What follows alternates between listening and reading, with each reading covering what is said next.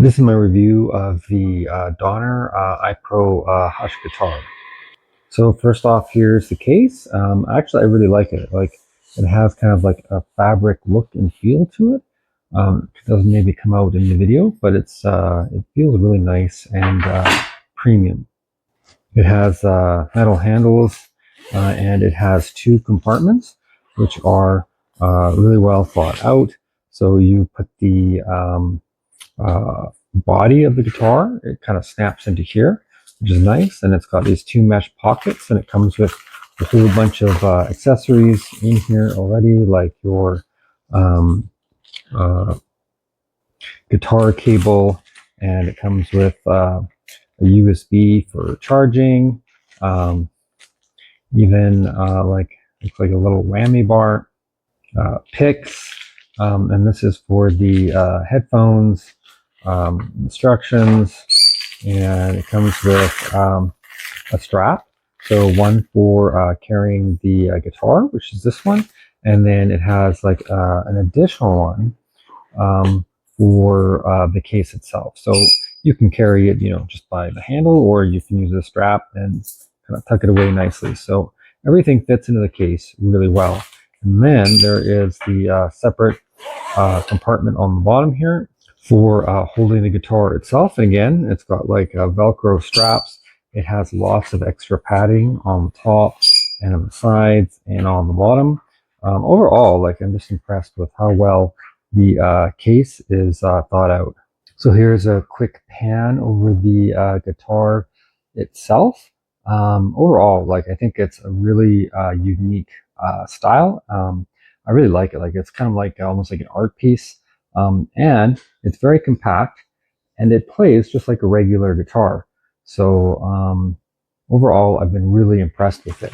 So like the neck, it's sort of asymmetrical, so it gets a little bit fatter at the top, and you can see it gets skinnier at the bottom.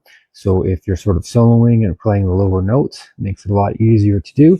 Or if you're doing like more sort of like chords and stuff up on the top, it's very comfortable, although it is a little bit different than some standard guitars, so it does take a little bit to get used to. And this is styled like an acoustic guitar, so it doesn't have an adjustable bridge system here, kind of like this. So you can't like change the action on the individual strings, just like an acoustic. And again, it doesn't have any wired or coil pickups here. It just has the piezo pickup in the side. And the other thing too, I mean, it is styled like an acoustic, but you can't play it without it being like plugged in or using headphones. Unlike, like a typical guitar, you can always play.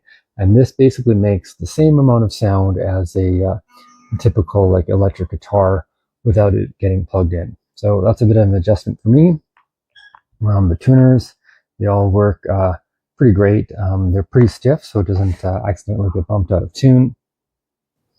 And on the bottom here, if you can't quite turn it yourself, there's like this little hex tool, and it fits right into the base there, and it's kind of magneted in, and there's a little groove so it won't like spin around. So it's really clever how they put that together. And again, like when you're taking this apart, so for packaging or putting it in the case, there's like a little pull here, and it just disconnects it. So it's really easy to put on and off. And just to give you an idea of the overall shape of the guitar with the inserts on here, this is a black Stratocaster.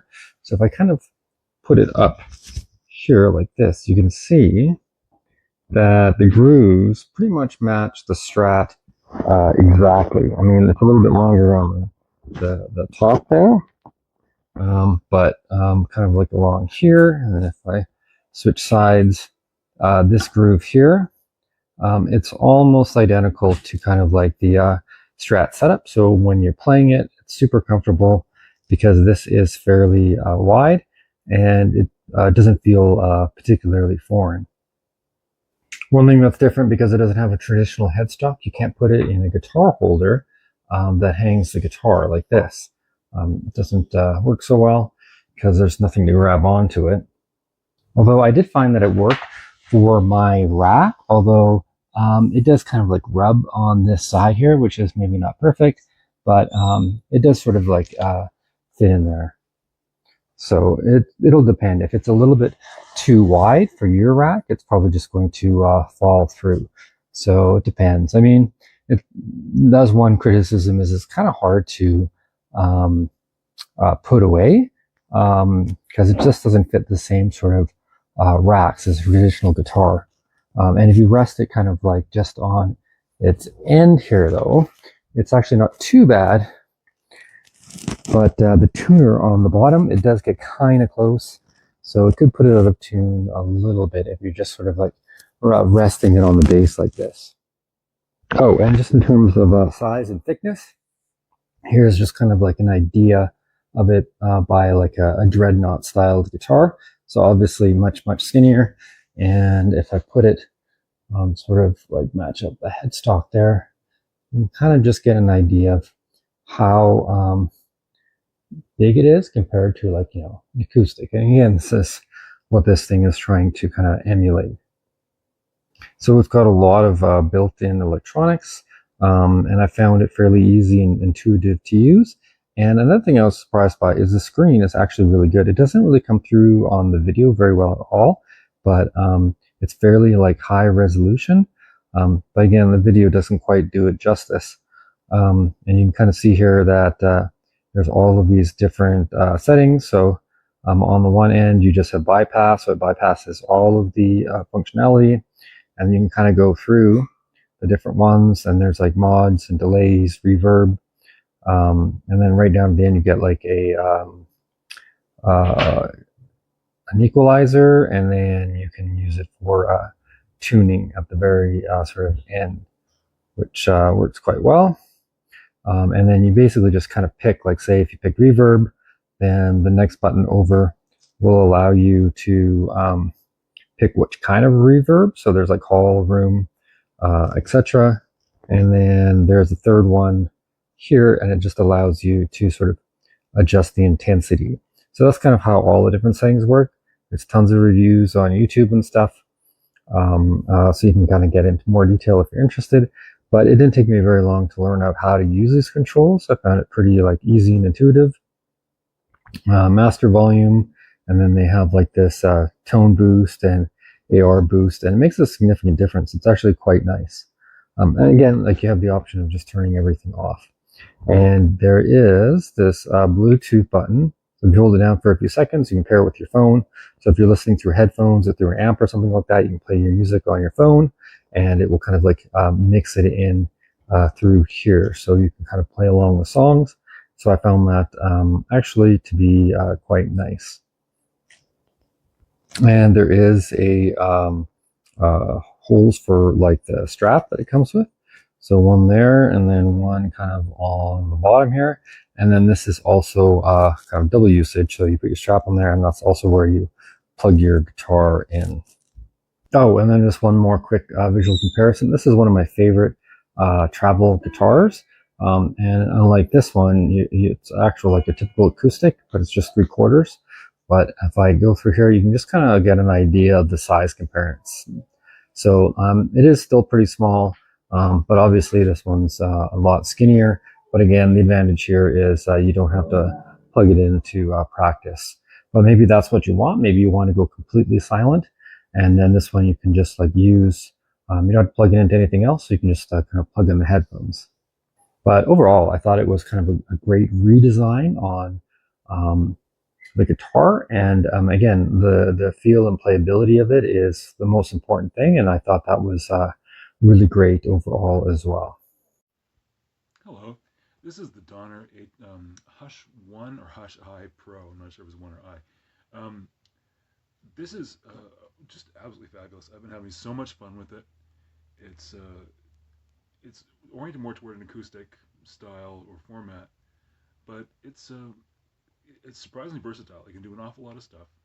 And what I thought I'd do, you can read about this in the write-up that I've written, but I thought I'd just take you through some of my favorite presets and give you a sense of what it sounds like. I'm running through my little tiny practice amp over here, so there's nothing really more than the guitar that's coming out. It's not the amp making it sound good.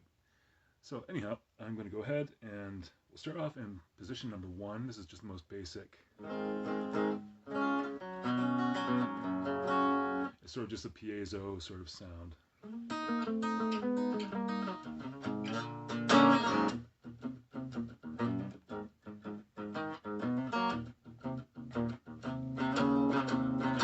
So there's that. It's dry, kind of spitty and gritty. It's not bad, it just does a thing. So moving on to position number 2, you'll hear hopefully a little bit more delay and reverb.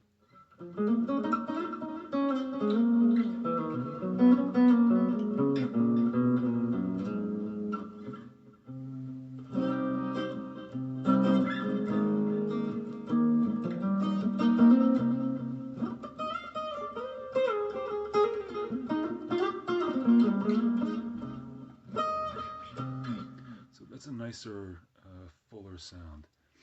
Move on to position 3 here, and you'll hear there's a little bit of phasing in it.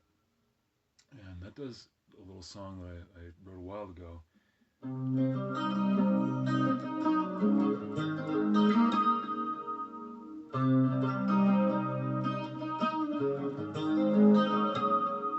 So that sounds, to me, that's perfect for what that sounds like. It's sort of a milder sound.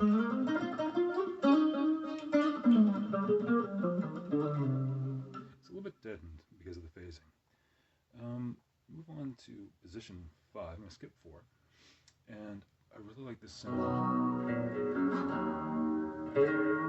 It's sort of a nylon string feel. And it reminds me of a song by Jeffrey Oyama.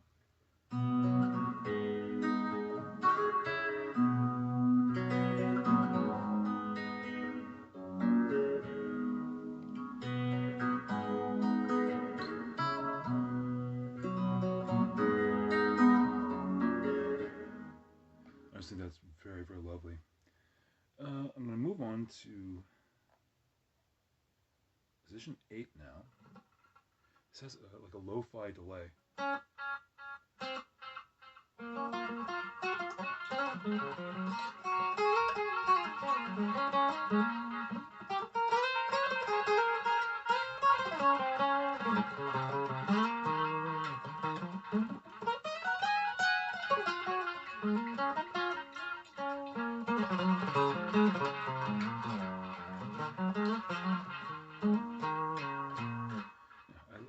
I really like that quite a lot. Moving on again, I'm going to skip over. I'm going to go to position 11. And this has quite a nice...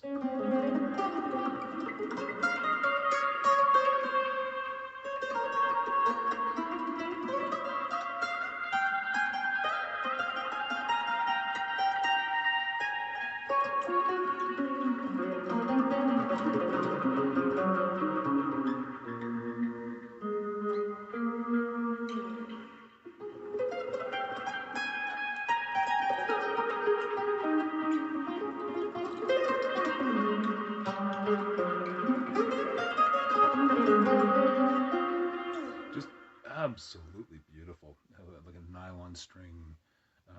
Reminds me of Steve Stevens used to have a sound very similar to that. Moving on again, up to number 12 this time. This is a very similar preset, but it has a little bit, slightly different. It's a little bit more present.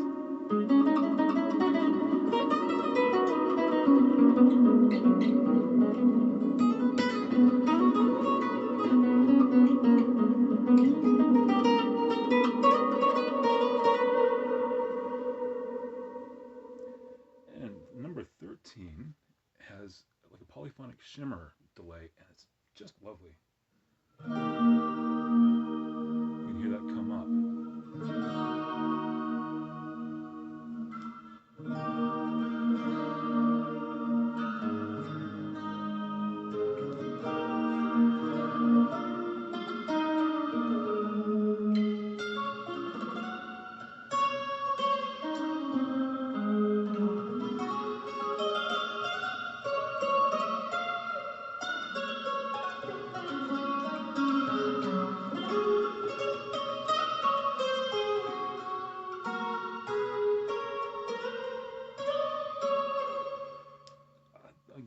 just lovely. And number 14 and 15 are like a funk, more of like an electric.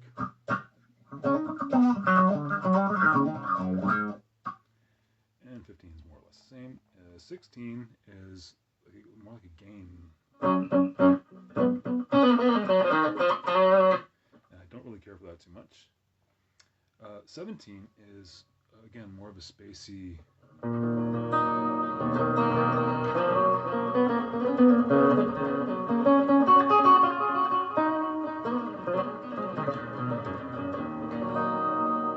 So, very, very pretty. Number 18, at first I didn't really know what to do with it. It's, if you can hear this,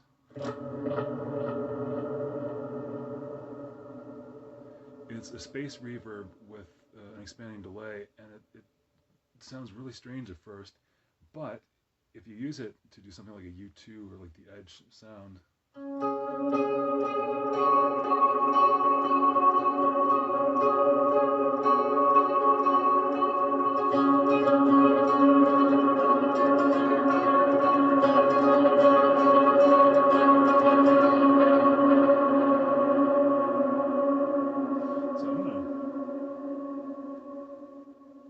a little out of control. I'm going to turn it down and try it again.